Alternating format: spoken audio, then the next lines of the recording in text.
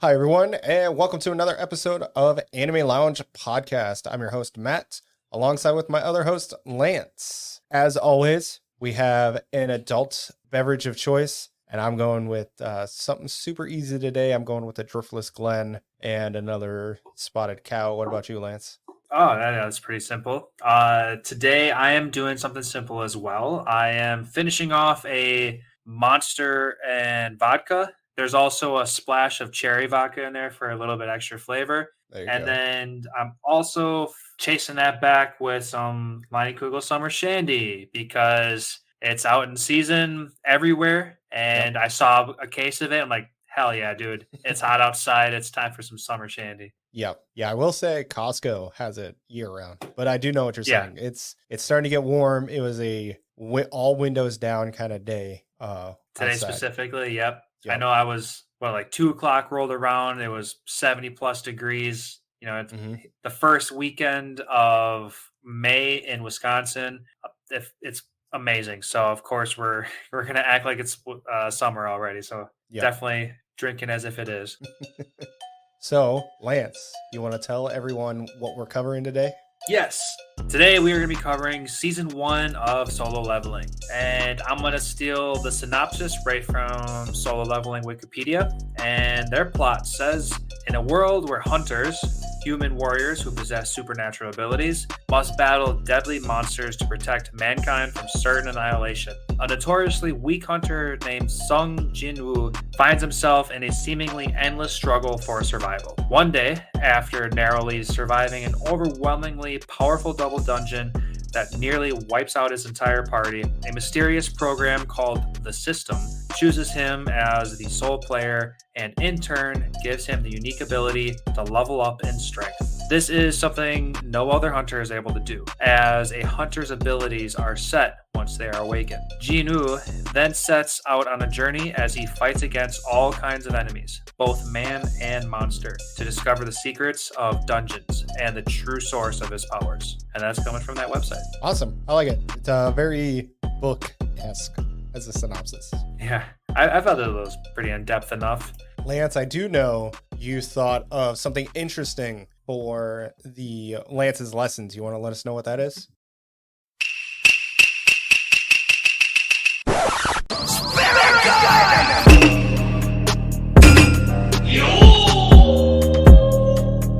Yeah, so today's Lance's lessons can be a little bit focused in on today's anime versus many other ones. And today's Lance's lessons is going to be the Japanese word for worship. And worship is suhai. Suhai is spelled Suhai. And suhai is definitely relevant to today's episode because the first couple episodes we deal with that statue god, and you definitely have to worship him. Otherwise, he's going to stomp on you like a couple of ants. Yes. Yeah, and it's not, I feel like we're not going to get that in too many other ones. So I like that. It's a good one. Broaden our horizons, Lance. Thank you. Yes, definitely. So now that we have finally talking about one of the most hype anime of the year, maybe even of the century, I don't know. Solo Leveling has been talked about and overhyped for the longest time, years before it even became an anime. And we finally have it. Yeah, I think literally as soon as they were like, hey, we're going to make this into an anime, probably 2 years ago, it was like, God, this best thing to ever. And I feel like that's the level of expectations that were drawn upon as far as this series was concerned. Before we start getting into any kind of anime talk, Matt, you went ahead and went through the original source. But before we even get into the original source, let's share with everybody exactly what the Korean version of all this terminology really means, just so everybody can be on the same page. Yes. So Solo Leveling is considered a manhwa. I apologize for anybody who knows how to actually properly say that if I'm saying it incorrectly. I'm going to say it now. We're going to butcher a lot of names. I apologize.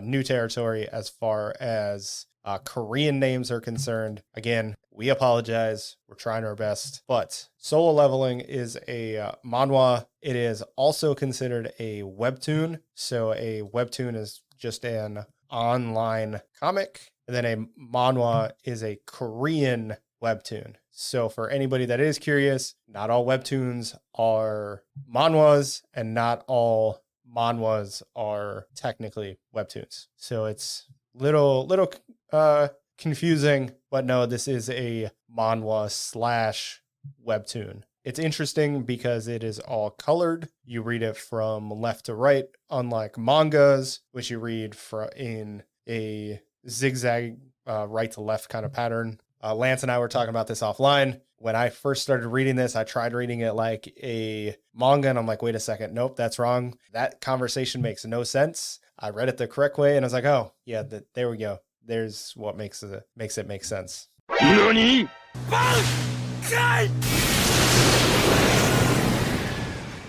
So the manhwa is completed for anybody that is curious, and for anybody who wants to start after season 1, I would suggest to go start on chapter 46, because season 1 is a clean break on chapter 45. I will say almost the entire first season, quote unquote, of the manhwa is almost entirely exclusively revolving around Jino, and that is a huge difference between the anime and the manhwa, just because, as everybody knows, you get to meet a lot of other characters and you get a lot of more dialogue in between. But I think they did. Lance, would you agree they probably did that just to introduce these characters sooner so that it makes more sense later on? 100%. Yeah, I was about to say, just to throw them a bone. Yep.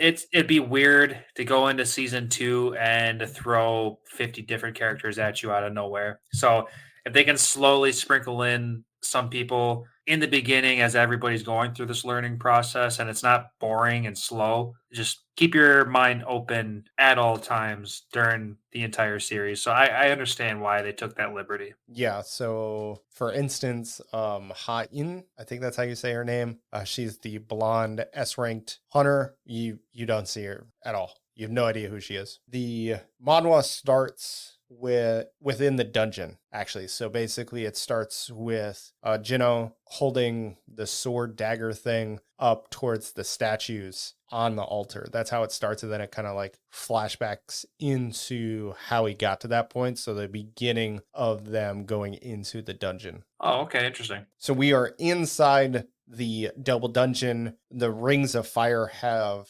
started, so we're towards the end of this section. One thing that's different is the doors for the double dungeon start closing the more people leave. Jino completed all the steps for the quest Courage of the Weak. So that was the quest that he did to essentially be considered the quote-unquote player. When he accepts this, you see an explosion of light. Jino was found on the altar in the room with nothing around. So when the Hunters Association found him, he was in the double dungeon laying on top of the altar. Oh, really? Yep. Okay, that's completely different because as the anime goes, everything about the second dungeon has disappeared completely, and he was literally just laying in a tunnel with nothing around him. Yep. Yeah. Okay, So interesting. In the manhwa, the only thing that was around was the altar, but he was laying on that instead. Wow, okay.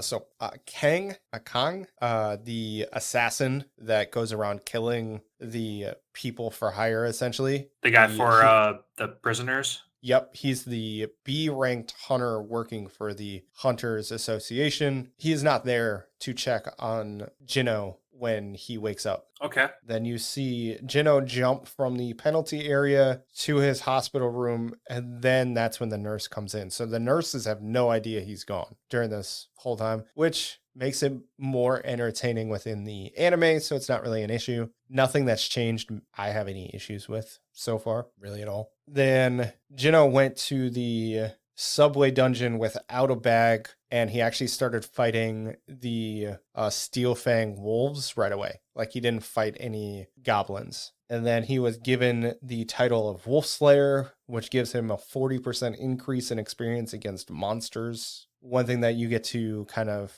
visually see over the anime is that you find out that Jino is level 18 after the fight with the snake. So yeah, that sounds pretty familiar. Some of these things, it's going to be unless you pause and you're actually reading it, like it's gonna be there. You may or may not see it. So that's I'm just putting it in case somebody missed it. They say there's about 10 million won worth of magic crystals in the spider dungeon. And then something I didn't catch, I don't know if you caught this, Dong Su, who is the older brother of the guy that Jino kills, he lives in America. Oh, was it America? I don't know why. I Yes. just assumed it was somewhere in Europe. No, so he lives in the United States. Oh, okay. Yeah, I'll go with that.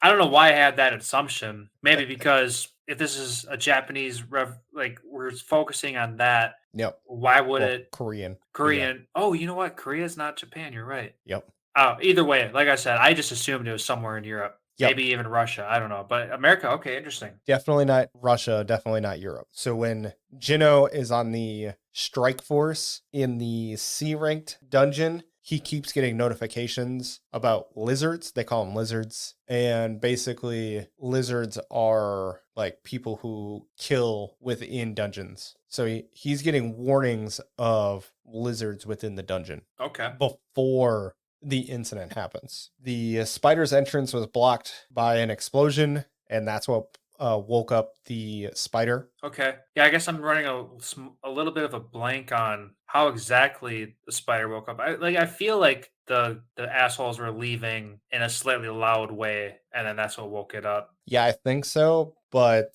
yeah, they basically destroyed the door to the boss's room. Maybe made a collapsing thing. Yep. Yeah, because they showed up in one of the other external exits that were on top, and that's how they found out that the spider was killed. Yes, I will say that doesn't happen.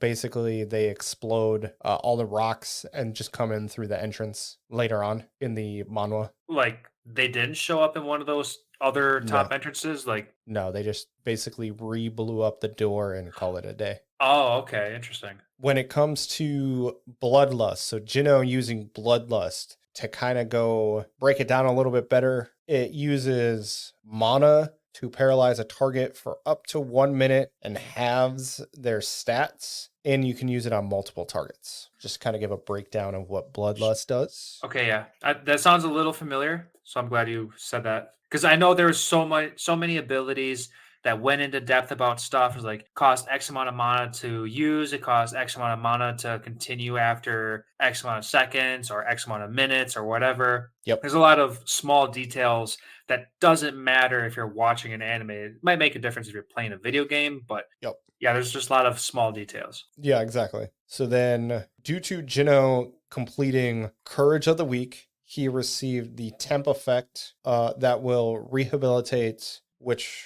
restored any missing limbs and permanently gained longevity on all diseases, poison, and status effects are healed, along with the ability to greatly restore himself by sleeping. And then Dong Su asked if he killed somebody. So basically, he asked the secretary if he killed somebody within Korea, what would happen to him? And she told him he would get brought back to the United States and basically nothing would happen. Oh. Jino was not told about the elixir life. So basically, he does not find out about that until, we'll just say later. Okay. The whole purpose of that dungeon was to get stronger. That was his only intention because that's the only thing he thought about it. The difference in strength between a B rank and a C rank is about 10 times. Oh, okay. So a B rank is 10 times stronger than a C. And Jino brought the one convict that was alive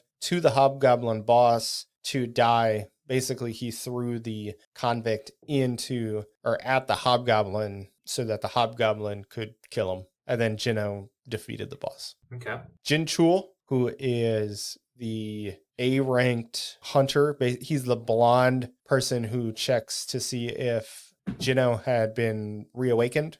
He warns Jino about Dong Su and says because he is an S rank, there's nothing they're going to do about it. There's nothing they can do. Like, nobody can really stop him. Yeah, I kind of feel like that was kind of said in the anime as well. He's like, hey, just so you know, this guy's after you. You might as well leave the country and hide. And it was like, he offered no other advice other than that. Like, yeah, we're not even going to try to protect you, man. These S ranks, you can't do anything against them. Yep. Jino cleared the dungeon. So he clears one of the dungeons when he has red health. He has 5,114 HP left, and he is level 27. Is this during the Cerberus fight? Yes. Yep. Okay, That was I was just saying because he only really goes red during that Cerberus. Yep. Yes. Thank you for saying that because I didn't write down which dungeon. I'm like, wait, I'm missing something. Yeah. So he's level 27 for that one. Yeah, I remember that very clearly because I'm going to share something after you're done, and there's going to be a reason why that's my last knowledge point. At this point, that's really all the differences, all the knowledge. Well, not really the knowledge. I have a little bit more that I want to say, but that's really just a couple differences besides the introduction of characters. Nothing too crazy. So then after the Cerberus fight, Jino's stats are strength is 72, agility is 82, sense is 69, vitality is 43, and intelligence is 39. You see another level up point where he's 39, and it's 97, 97, 81, 59, and 51. So when Jino enters the throne room with the Egress fights, he is level 45, and his health was 10,278. And when he left the job change quest, he was level 51. Ooh, big boost. Yep. Huge boost on that one. And his stats were 132, 111, 93, 91, and 70. And that's it. That's all I got. That sounds pretty crazy. Yep. They really do break down the stat boosts that he gets from his items, but yeah, nothing too crazy. Okay. Yeah, that's all pretty interesting stuff.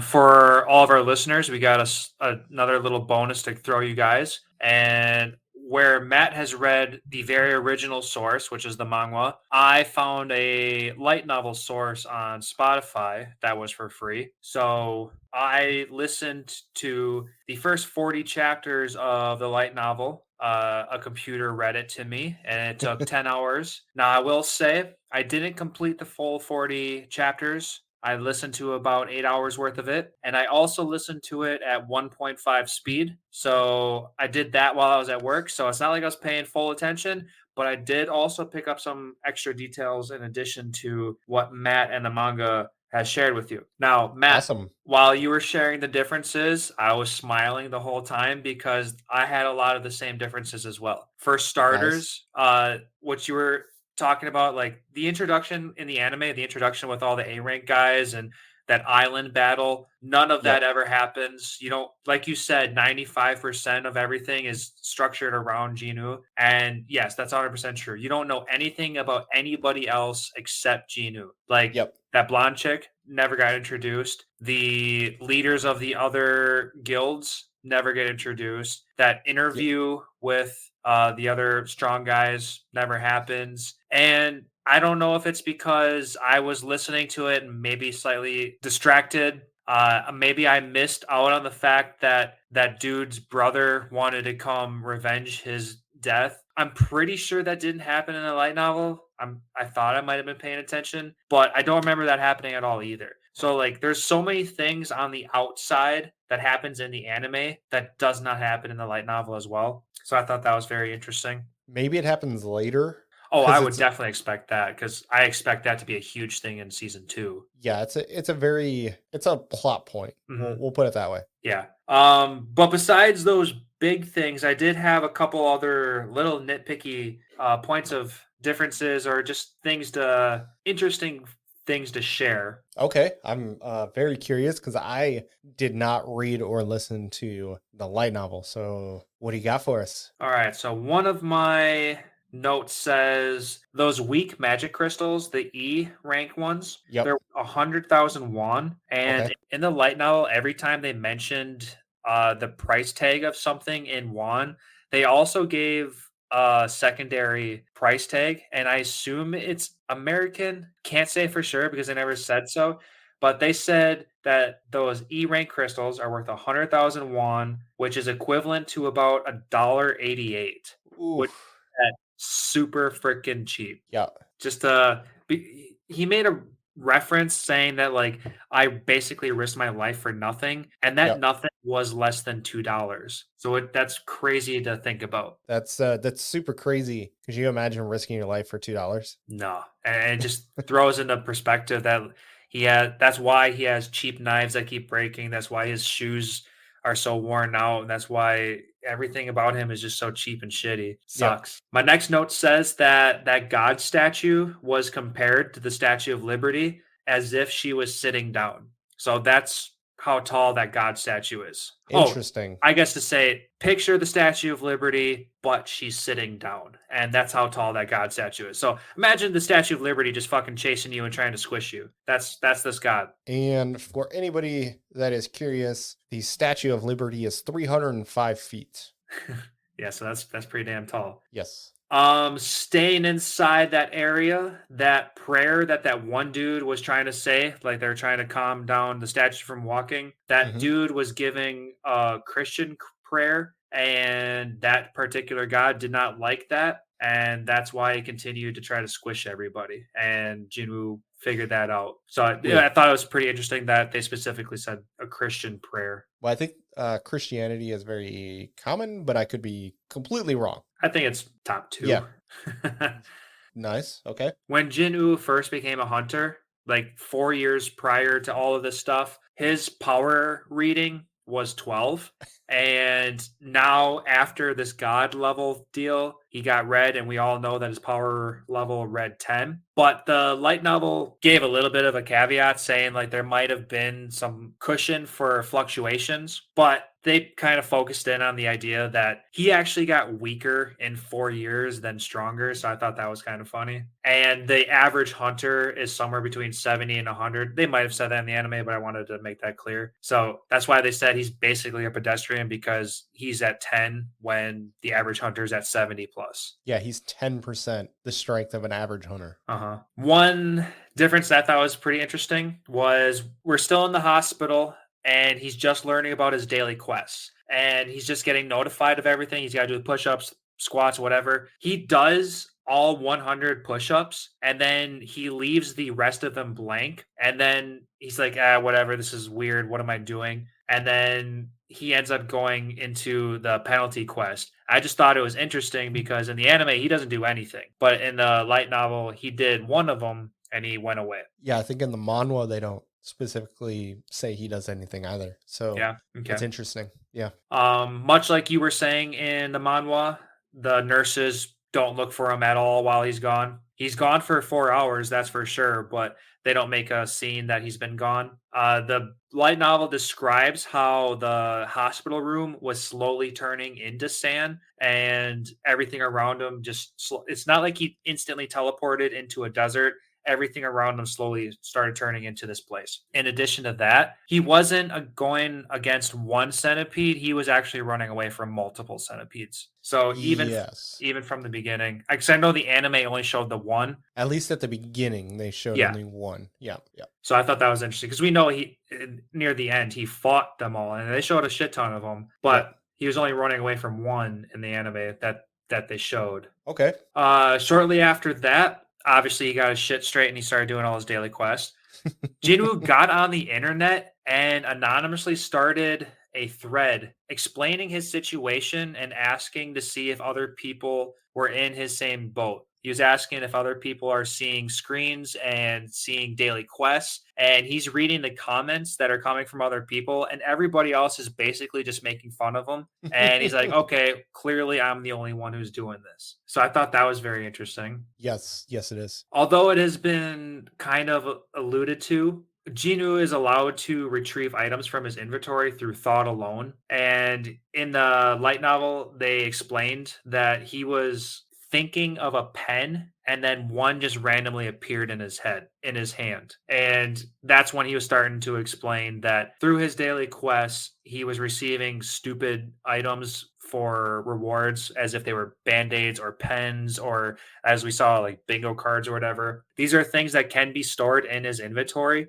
and anything in his inventory can be retrieved through thought alone. So he doesn't have to go through the process of opening it, searching, and selecting. He can just think of it, which makes perfect sense when he goes and fights those dudes when he has to assassinate those guys and his dagger just randomly appears, it's because he can think it and it'll happen. Now, when we get to the first special dungeon that he goes into with the lichens. The subway one. Yep. Yep. Those lichens, they specifically said that they were in white lettering. And what we know through the color of the lettering is red means overpowered, orange means comparable, and white means below your level, or essentially easy. I'm pretty sure in the anime they were orange or even red. I believe they were orange to begin with. Yep. Because he makes mention, oh, now they're in white. Yeah, I do right. remember him saying that specifically. Well, in the light novel, right away, the very first lichen was in white lettering. Okay. So he goes through that one like normal. And then when he gets out of that dungeon, he's got that broken sword in his hand, you know, when he goes and talks to that soldier and he throws that broken sword at that golem. The reason why it's in his hand is because broken items cannot go back into his inventory. And because that broken sword used to belong to someone he knew, he didn't want to just leave it behind. So there was a little bit of an emotional thing to it and an actual reason why he couldn't just stash it in his inventory. Yes. So if you remember, that was Chi-Yul's sword. Yep. That was the one-armed guy at this point. Yep. All right. So after this point, everything is about the same.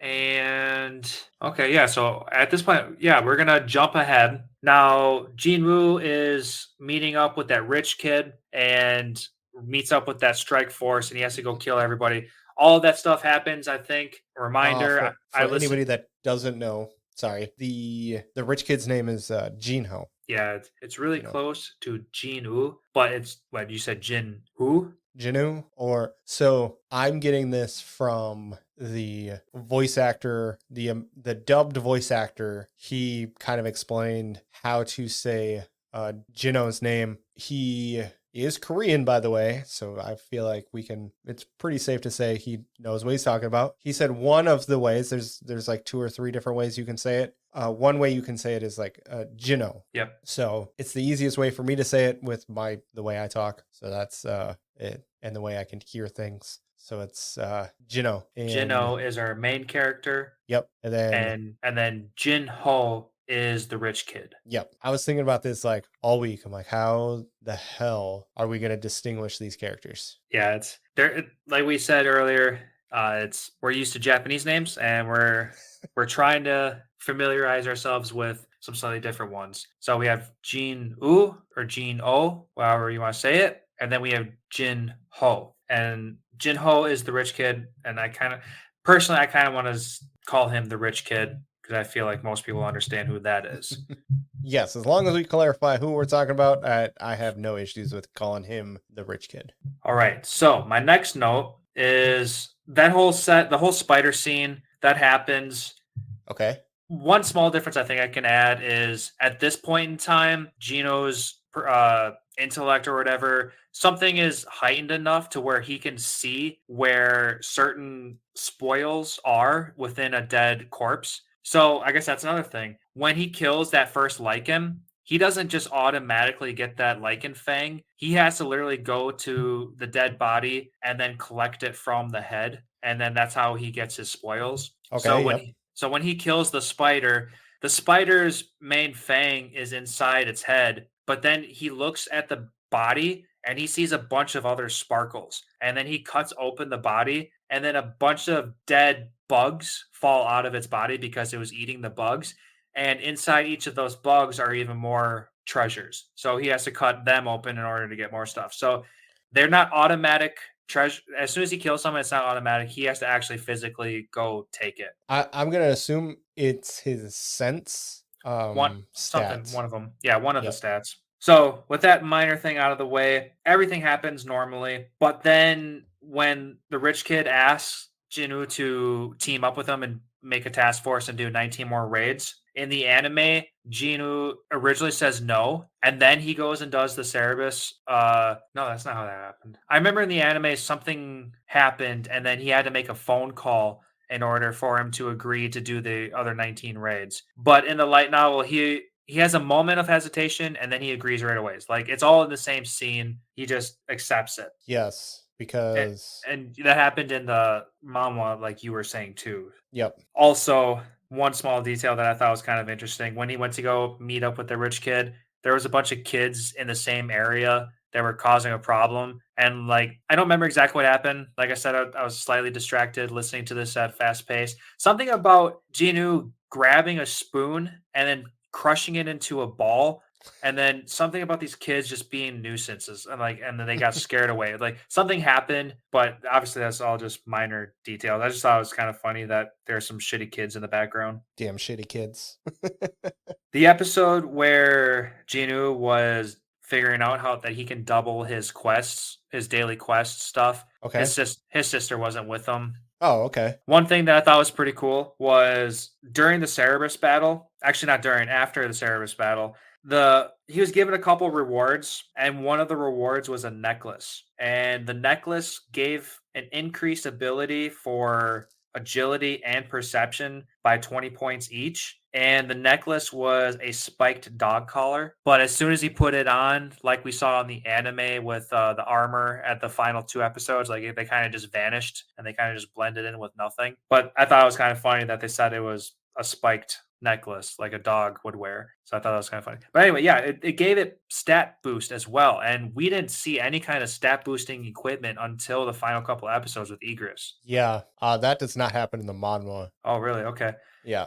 Yeah, so I thought that was some pretty interesting information. Interesting. And to be honest, this is where I stopped listening because I just found out about this yesterday. Like I said, the first 40 chapters is 10 hours worth of audio. I listened to it at 1.5 speed, and I made it about 3/4 of the way through before I found this out. So with my small time frame of listening to this is as far as I made it, and I had this many differences along the way. At least, slight information details, really. Yep. And Nice. just to throw it out there as well, 100% of the manga is translated into a light novel and is for free in Spotify. So anybody can go there and listen to it. You don't need to pay for this. It's there. I will tell you, even though it is a robot speaking to you, I thought it was a really easy listen, and I felt like I was re-listening to the entire anime, and I could see everything in my head as it was being explained to me. So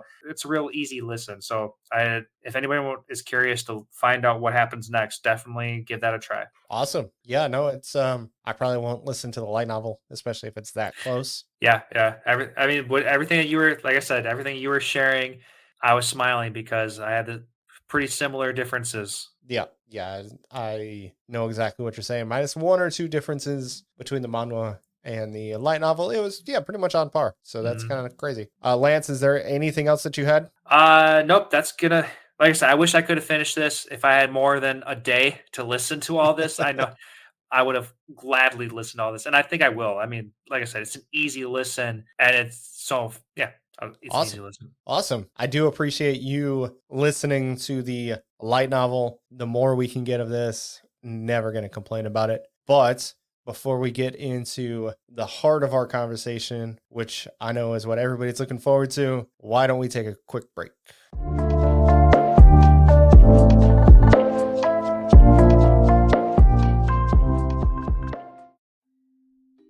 Hey Toasties, I'm Missy, here with my bestie Johnsy. Hey y'all. Do you like mind-blowing crime cases, spooky tales, and debating theories? Well, what a coinkydink, so do we. Grab your beverage and be a part of our Toasted Shenanigans on your favorite podcast app. You can even send us a story or drink suggestion. Hit us up on Instagram, Facebook, TikTok, or at toastedshenanigans.com.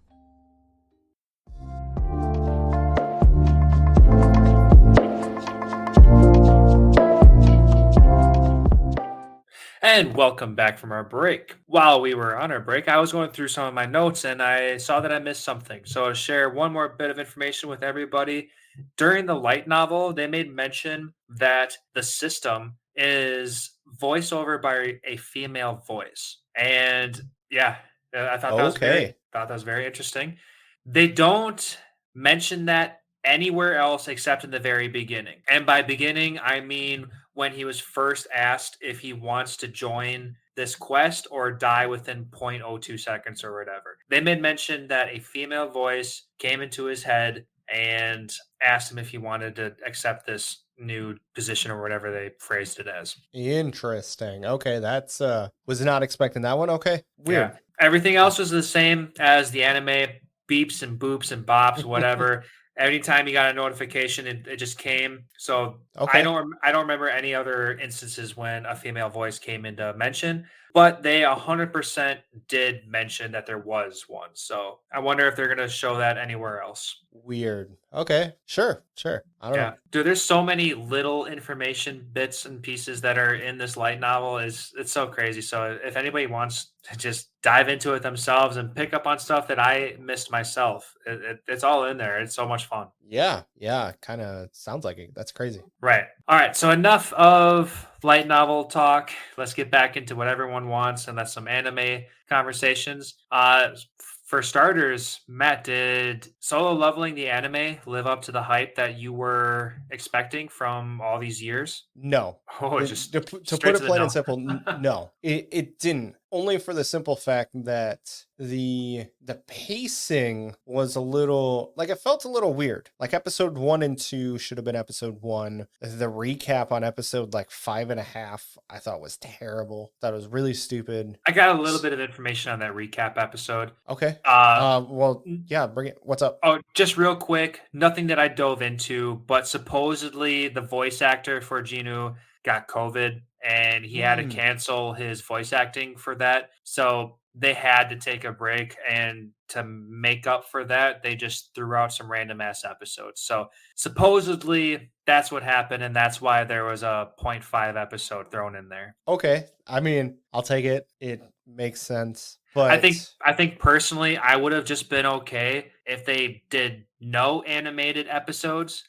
Personally, I don't give a shit about recaps or 0.5 episodes. If they would just come out straight and said there's health issues or something, just be straight up honest and be like, "Hey, we need to push this back a week or two." Then so be it. Then that's life. You know, I'm okay with that. Just don't give me some half-ass episode to. I can see where people might want something. Give me something instead of nothing.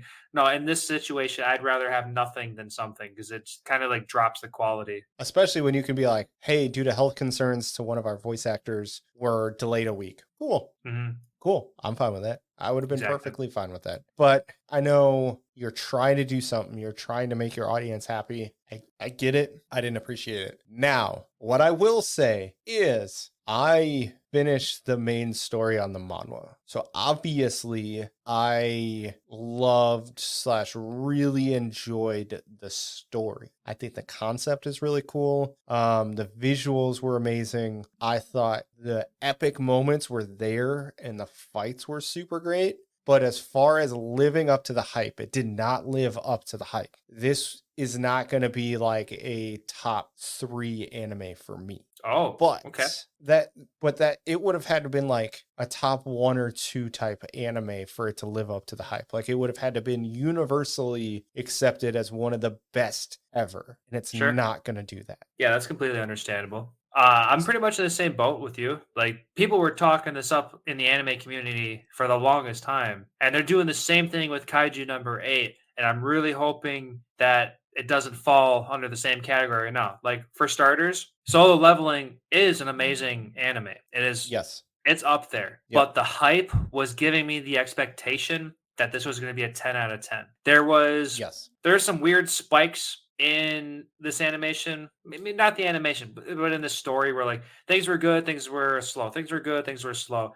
And like you need that for the good to be good and for the slow parts to be whatever, so that you can appreciate the goods. Like, of course, I understand you need that, but it wasn't super perfect. But that doesn't mean that it's not great anime. Like, I'm gonna say that this is still a 9.0 plus out of 10. Like, it's still good. I still love it, and I cannot wait to see what happens next because I guess because of the hype. Like, I heard that Genu is considered insanely OP compared to other anime that are out there. So if I know he's strong now, it only makes me wonder how he can go even higher than where he is at the end of episode 12. Yes. I will say the series, as far as the anime was concerned, was significantly better when you could binge watch it, when you could watch them in succession, because the flow of certain episodes worked better when you watched it back to back. When you had to wait a week some of the ebbs and flows of this story didn't make sense as a single episode.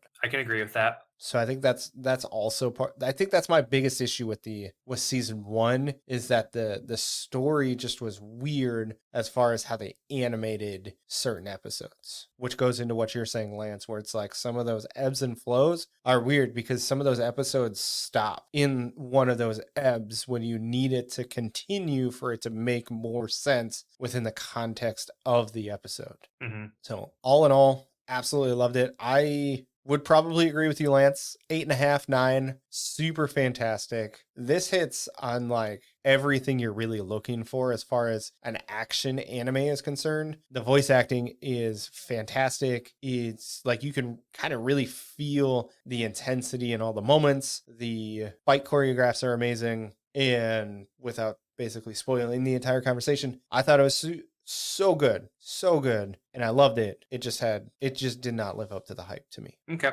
yeah, I feel it. And kind of to bring it back into focus, the hype was kind of dropped because we were watching week by week, and I 100% agree. It was so much better binging this for a second time than it was watching once per week. So maybe that could have played a little bit of a difference. And also that expectation, man. Living up to the hype is such a high bar. Yes, it was next to impossible to live up to the expectations. And it was impossible. It was just, you couldn't do it. You couldn't do it. And that's one issue with the expectations, I guess. Right. But with that being said, both of us agree that this is still an amazing anime. So no more Debbie Downer time. Let's get back into why this anime is amazing and why we consider that it is one to be loved. Yes. Did you have a favorite character out of this anime? Favorite character? You got to go Chalk. It has to be Jinu.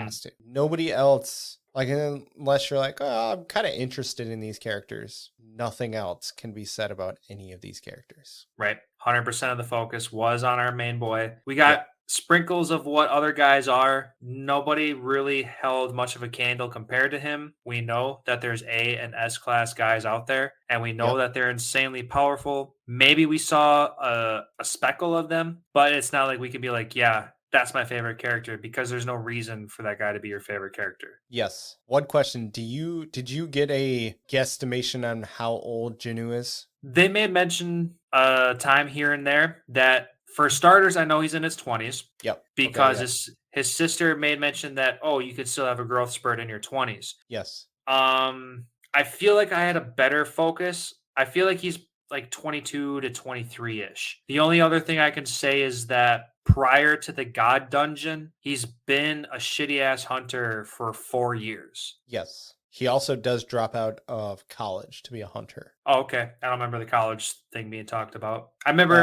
in the anime, he was being like a physical worker, and then all of a sudden he had like a heartbeat, and all of a sudden he had his abilities awakened. Yep. What's your thoughts on his age? Is that more defined? Yeah. If I remember correctly, he's 23. Could be wrong, but I want to say he's in his early 20s. He's in his early 20s. Yep. So I guess for someone like us, it's nice to watch an anime where someone's basically mature and not some 14-year-old high school kid trying to be the hero of the world with a 20 pack. Yeah.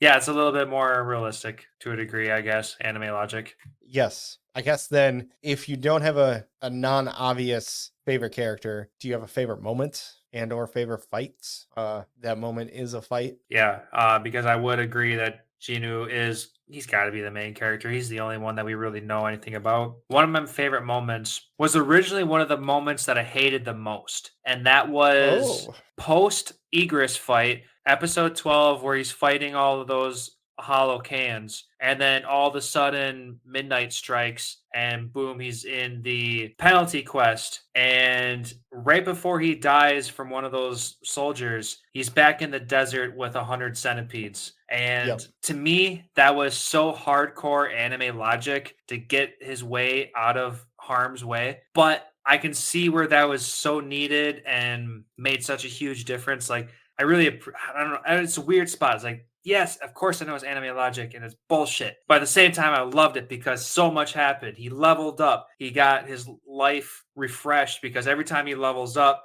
he goes back to 100%. Yep. And not only did his stats go up and all that stuff, he also got that armor piercing dagger, which was super cool. So everything literally helped so perfectly. Yeah, And the game's on his side. Come on. right. And I guess to piggyback on that, there was another thing that Jinwoo said that really bothered me because in the anime he made a comment like, "Is the system working in my favor?" And like or something along those lines. And he was talking about like, did the system encourage me or make me go into this penalty thing just to help me out? And then I'm sitting there in the back of my head, like, no, Occam's razor. It's because you fucked up. It's because it's midnight and you didn't do your daily quest. There is no other stupid magical answer behind that. It's because you just literally got lucky at the most perfect time. Yeah, it took him more than 12 hours to get through the job change quest. Yep. And I wrote a note in my phone that said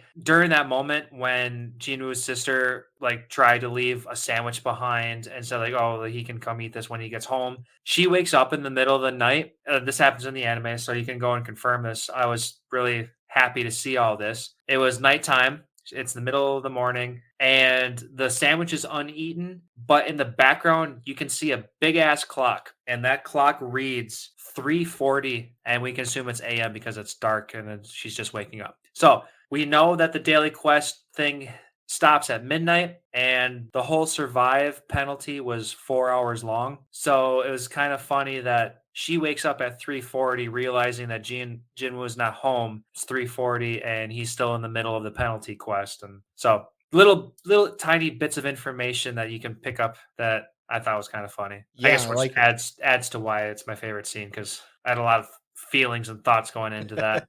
Okay, I really want to cop out and say the most iconic moment where he tells Igris to arise. Yeah, sure. Yeah, that was good. I definitely got chills with that one. It was just so well done because you get this like huge big screen and then he's standing like right in front of him with his hand out and he's like, come serve under me, because you have the other super iconic moment where he's sitting in the throne. Like the metaphor of that one was just super well done. Yeah, that whole speech he gave to get that third summon to work, like why would you protect an empty throne or something along those lines? It was so poetic. I thought it was awesome. So I really felt the narration coming out of that third arise summon. Yep, that one was super great. I did really enjoy the Kang Sukin. The assassin guy. Yep. With the prisoners.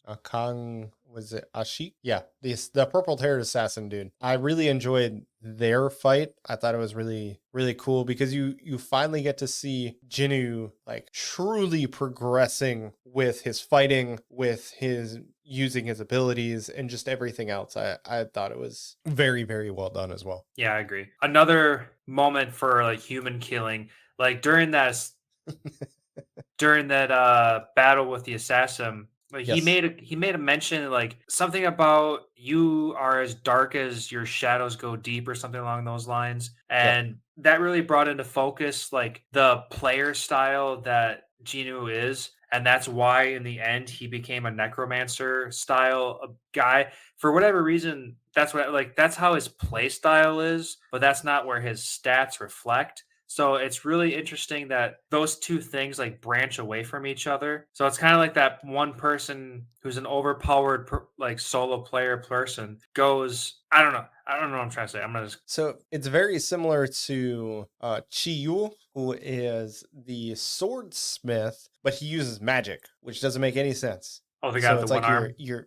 Your destiny is telling you one thing, but everything you've put your life into is another thing. And, it's kind of one of those things where sometimes, even though you put all your effort into one thing, it doesn't matter. Right. So and it kind of worked out in his favor in the end anyway, too, because, the assassin guy, the B-rank assassin was clearly overpowered and his magic attacks weren't going to do anything against him, but because the red-haired girl healer gave him a slight stat boost, he kind of put up a good fight for himself because of his knowledge of the sword. even though his awakening specialty wasn't physical, it was magical. It's good to Yes. be it's good to be an all-rounder, I guess, what I'm trying to say.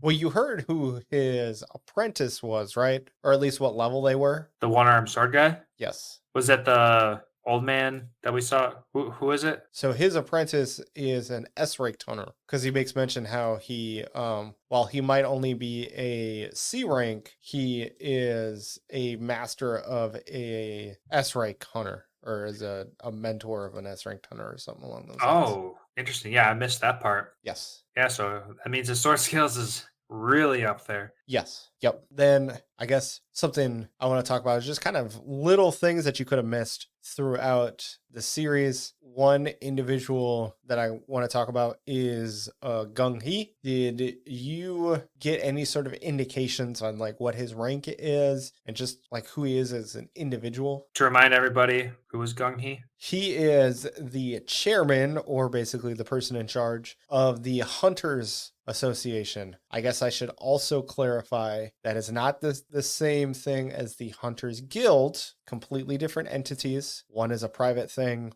The Hunters Association is ran by the government, who are basically in charge of overwatching the hunters. All right, so this was the old guy that was kind of playing around the scenes, and he had that one guy drive him around, and then he went and had that one scene like, I don't want to talk anymore, and he's like, I let's go do something different, and then he had a quick little sparring match. So he was Yep. that old guy. Yep, exactly. Because of the camera time they were putting on him and the importance of that, I guess I would imagine that he's S, or he's got to be up there. You know, Okay. they're making him seem like he's important, so maybe he's an S. Yep. Or at least one of the original S rank guys, and then maybe everybody after him just proved to be even better. So like he's got like an honorary S rank. And then if he were to be rebranded, maybe he'd be considered an A. Yeah, that's just for fun talk stuff. But yeah, I would imagine him being pretty high up there. Okay. Yeah, no, that's a pretty safe assumption. Yes, he's a S-ranked hunter, which Okay. you do get spoiled in if you are looking up the characters. Oh, okay. I guess, did you really pay attention to like Yoon Ho, who is the red-haired individual who does the meeting?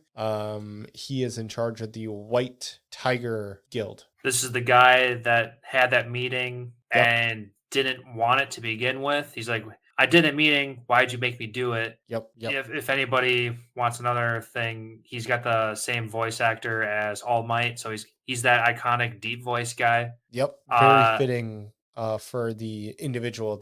That's what I thought. Yeah, this is also the same guy that they were doing, like, they did some stupid scene, like they were in a gym, and then all of a sudden there's like a big earthquake, and then they're like, what was that? Like, oh, that's just, what's his name, training. And there was a giant freaking cinder block, and he punched a hole through the entire thing, and that was Yunho. Yes. Clearly an S rank. That dude, well, at least I would assume so.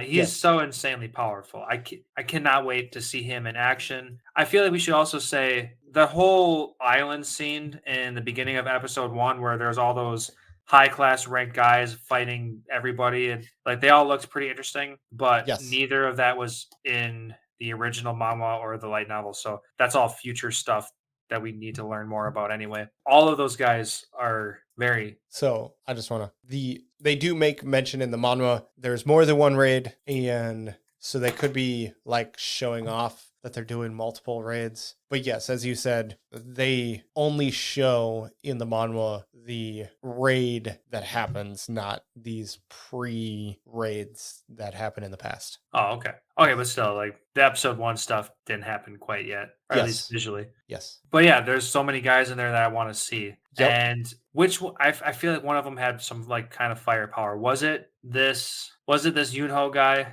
the All Might voice? Was the super strong guy? Did he have firepower, or was it No, he had a strength power. And And was then just pure strength? Young In, I think that's how you say his name, red-haired glasses and flashy rings. Mm-hmm. He uses fire. Okay, that sounds right. And if that helps with anybody's remembrance of who that is the voice actor for Brook, the skeleton guy from One Piece. Interesting. He is also in charge of the Hunters Association, and he in the blonde S-ranked hunter. She is also a part of that guild as well. Yeah, there's lots of guys that I can't wait to find more out about. It's so crazy that they made mention that, but there's only a small handful of S rank guys Yes, within the area, and it makes me wonder. 9 Well, to be exact. that was 9. Okay, good thing you knew that one. Was that in the area or was that in the world? No, that was there. So there are 9 Korean S-ranked hunters. Okay, a little bit more specifically. Now that we're talking about S rank hunters, I'm going to Yes. ask my biggest question that I had was, give me your first impression, because I know you read ahead. You know pretty much the entire story. / the entire story. Yes. Right. So give me your first impression without spoiling anything. Did you think... Oh, no. Okay. S-rank hunters. Did you think that S-rank hunters were people in Jinwoo's situation? Because I don't know if it's animation knowledge or just because of the way things are animated, but in the very beginning of the anime, when we saw that blonde-haired S-rank girl stopped that dude from stealing a purse on a moped and then jumped from building to building, obviously that's super duper human stuff. You'd think that maybe her stats were maxed out at that point. Obviously there's a thing about awakening that hasn't been 100% explained. Obviously anybody who's awakened has all these perks, but doesn't necessarily make them superhuman like that.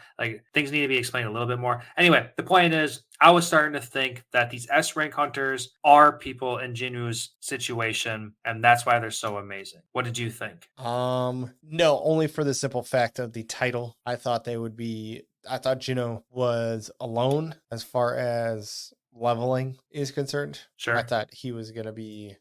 It did not surprise me that it's a one and only one individual thing. Okay, yeah, that makes more sense. Why would you call this solo leveling if you're one of 9+ people that can do this? So yes. Okay, yeah, I like that. Okay, so he's insanely unique. I like that. Yes. Something that I'm super curious about is this system that they call it. We know nothing. Literally nothing. Right. Do you think we're going to find out in season 2?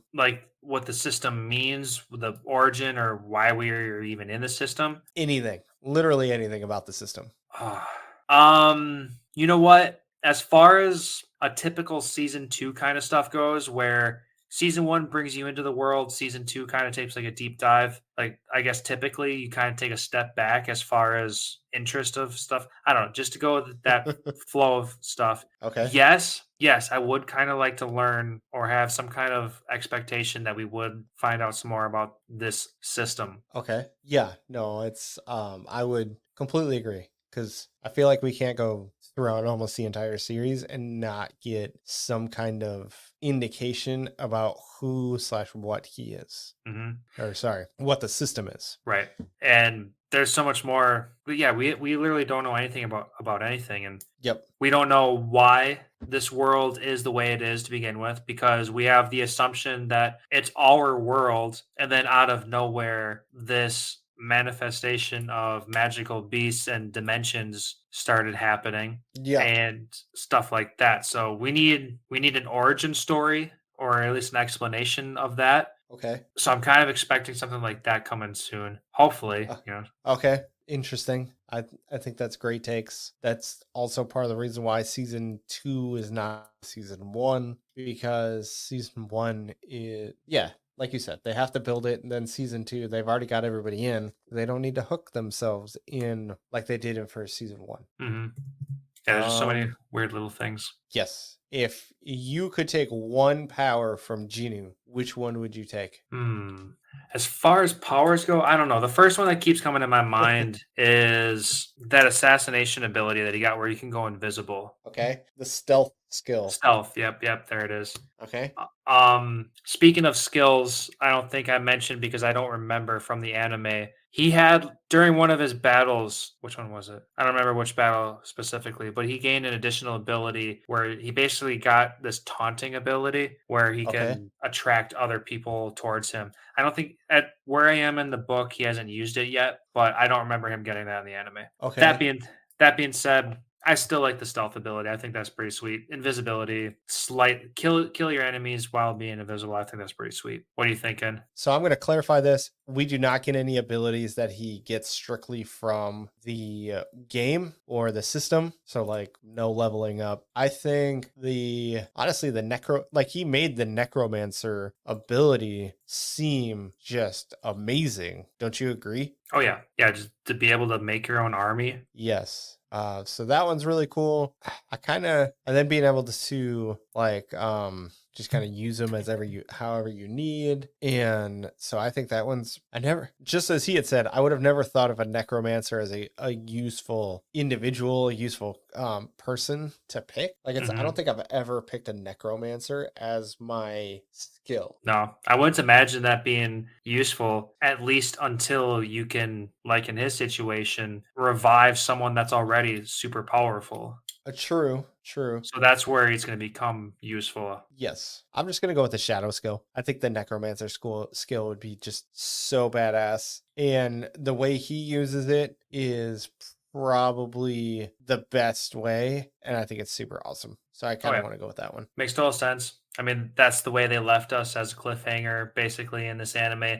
I can't wait to see him use it in the next season to any degree. It's going to be awesome. Yes. I have another question. Okay. So the penalty quests. Okay. We know that finishing his daily quest gives him 3 points of freedom to give out, but at the same time, a single level up will give him a +1 on everything, which is like 5 points to give across, I think. Now, with that being said, I remember somewhere specifically in the light novel, it said that if you were to hit the penalty quest, a suitable penalty will be given to you. Now, it's not just the same exact one that we saw in the beginning episodes where he just has to survive for 4 hours. And it's not exactly the same thing that he had to do in episode 11, I think it was, where he basically did the same exact thing. So that phrasing of like suitable, like it's going to mean something to his current level. Would you imagine that it would be almost easier to just take the penalty every single day if it meant great items, great money, great level ups, or just doing the basic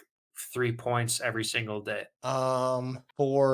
Do you remember when he finishes the penalty quest, does he get all the rewards? I know he gets the box, but does he get the other like full heal and bonus stats? In in episode 11 or whatever, when he got anime logicked into the penalty area, yes, because he killed all those centipedes, he leveled up. And because he leveled up, he fully healed himself. Okay, that's a really good one. Yeah, so would it be more beneficial to just do the penalty every single day, or would it be more beneficial to take the 3 bonus points? So it's going to be kind of one of those weird things. Like, are you going to be lazy about it, or is it going to be more beneficial? Like, there's some answers that need to be, there's some questions that need to be answered. Yes, I feel like it's always going to be better to take the reward, but the punishment feels non-existent. Like it doesn't seem like a punishment, right? It almost seems too easy. Yeah, that's why I like what the book said. Like the light novel, it said it needs to be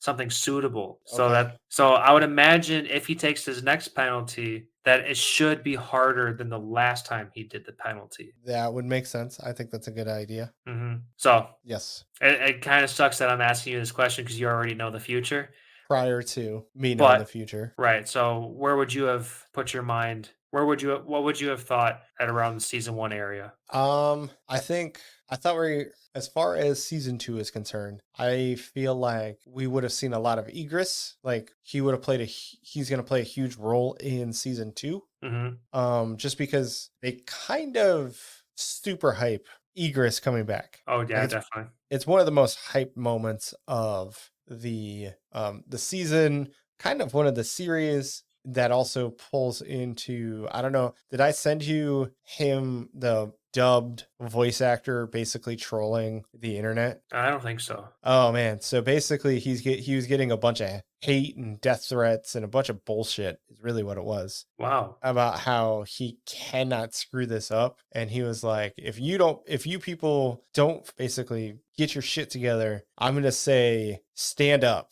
or something. He's basically gonna say it completely wrong and completely not in the same manner as what Jinno would say it, just to troll people. Obviously, he was just trolling people, but it was just that I love the fact that he essentially was willing to have the balls enough to troll the internet trolls, because it's not that serious. It's not that serious, people. Right.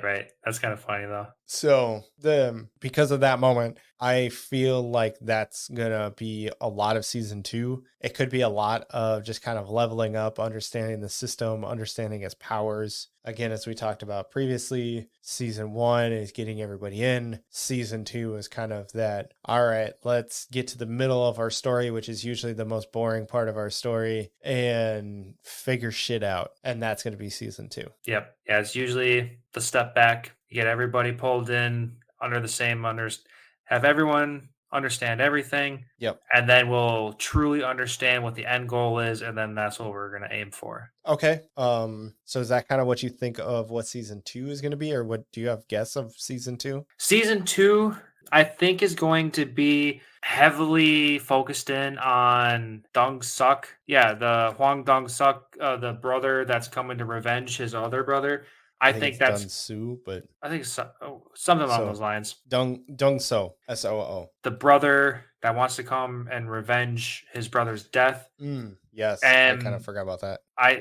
He's mad and he's coming on revenge, and I think that we're gonna put a lot of focus on him. I think the light novel made mention of even like a double A ranking, or he made double A or double S. Anyway, people are freaking strong, and obviously, clearly, way stronger than Sungwoo. Obviously, stronger than Jinwoo is right now. So I want to see some shit go down with that brother. Kind of happen out of nowhere. Like maybe in some kind of like abandoned shipyard, not shipyard, but maybe even like an abandoned building area where there's just a bunch of random ass support beams or something. I don't know. That's what I'm just like old school anime or something.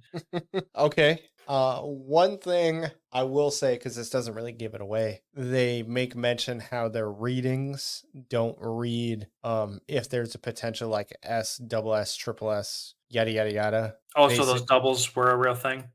They make mention of how there might be a possibility of a double S ranked, but their system is not sensitive enough to comprehend how high of your S ranking is. It's just like, yep, you meet the criteria of power level to be considered S. You could have I'm just throwing numbers, 20 million power, and that makes you an S, and a 10 million power can make you an S. But 9.999 billion makes you a high A, and below, makes you an A. So it could be something like that. Sure. It's just not, the system's just not sensitive enough to really tell the difference. Yep. Or maybe not enough time has passed by to be more specific to do so. Yeah, maybe there's no need. It'll be very interesting. Another thing that I feel like we need to have as an ending is we have to fix his mom. Jinwoo's mom is in the hospital. Earlier in the series, they mentioned that she's got the eternal sleep disease. Yep. And when we went to go fight Cerebus, we learned that there's this elixir that he has to make. He has to find multiple ingredients in order to even get the elixir itself. So I feel like we're going to work towards that as well. So we have to keep that in mind. We have to fix mom. Yes. And I really don't know where to go from there. I don't think he's going to be too powerful by the time he fixes mom. So that's going to be one thing, but it's going to be something that it needs to be in the focus. Is mom is the whole reason why all this is even starting to begin with. He's a hunter because his mom's in the hospital, and then everything just branches off from there. Yeah, where's dad? Yeah, dad too. What the hell? There's never a dad. Yes. I guess that's another thing. In season 2, do we get to find out where dad is? Like, what did he die? Is he around? Did he just dip out? Right. At this point, I'm kind of thinking he was one of the original hunters or something, and then he just died during the hunting thing. Okay. I could take that as a cop out if there's not going to be a story, but I could take that. Okay. So one thing I want to say before we close out, again, I absolutely thought this series was amazing, and I'm so happy we covered it. I can easily rewatch this again and again. It was that good. So for anybody who thinks that we didn't necessarily enjoy it because it didn't live up to the hype, I just want to let you know we did enjoy it. Just because something doesn't live up to the hype does not mean that it's not good. Yeah, I agree. Like we were saying earlier, the hype was too much. So the internet can't hype. Unfortunately. The internet can't hype everything too much. So, but Lance, I know you've been trying something a little different and you're bringing it back this week. Do you want to let our new listeners know what's going on? Yeah, so we're starting a new mini series of Pokemon quiz, and I've got a new set of questions to ask you. Stump Matt with Pokemon. Let's go. What gen we talk about? Is this still Gen 1? Yeah, we're gonna continue with Gen 1. Okay. And it's gonna be some questions that you ought to know if you are a true blue Pokemon fan. Okay, good. Because after season 2, I'm very dicey. So I can Right. get you through season or Gen 1. Sure. Yeah, so we'll continue with Gen 1 questions.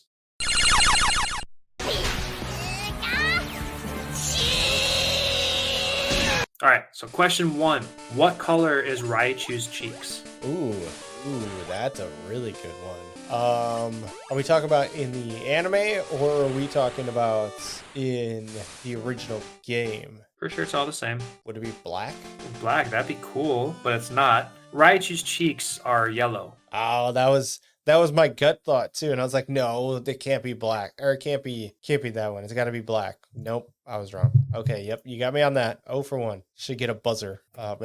Maybe I'll put one on our little mixer thing and Like a give Yeah. give a little ding ding or a little buzzer when we get it wrong. Yeah, that'd be fun. Yeah, we can do that for our next episode. All right, so next question. In Gen 1, what was the most common Pokemon type? Ooh, so you're saying which type had the most, correct? Yep. Like, okay. Out of all of them, which one had the most? I feel like normal would be too obvious. Get some Jeopardy music going. Maybe I'll have to write it down and say what is.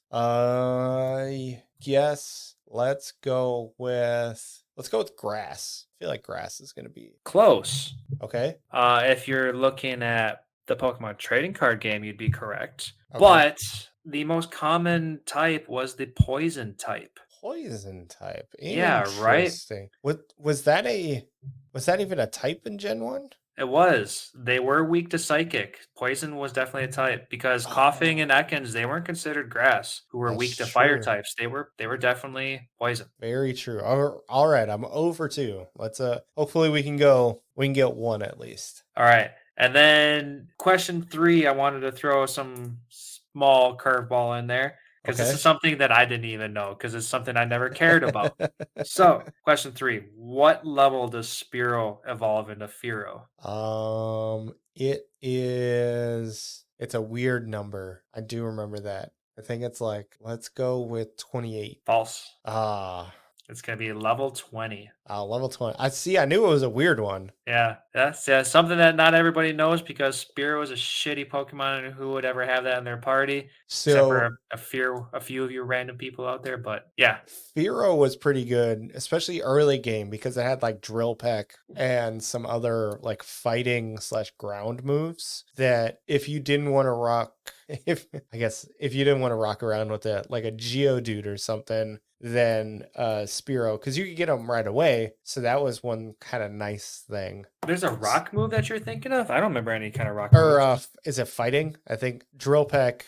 That's the biggest one I remember being the biggest pain in the ass in the first games. In Gen 1, I'm pretty sure Drill Peck was considered a normal type move. Flying type didn't exist then. I don't think it was flying type, but I thought it was like might have been a fighting type or a ground type. No, move. I remember. Okay, let's just do a quick Google search. All right, so what I'm looking at is moves that he can learn are the basics: Leer, Fury Attack, Mirror Move, Maybe you got screwed over by Mirror Move one time. Drill Maybe. Peck and Agility. So that's how I really remember him. Drill Peck back then, obviously very powerful, but Mirror Move was the fun one because to use the same move on yourself was pretty interesting. I'll be completely honest. I am a full go attack. No extra moves. No like speed ups. No nothing. No stat boosters, yeah.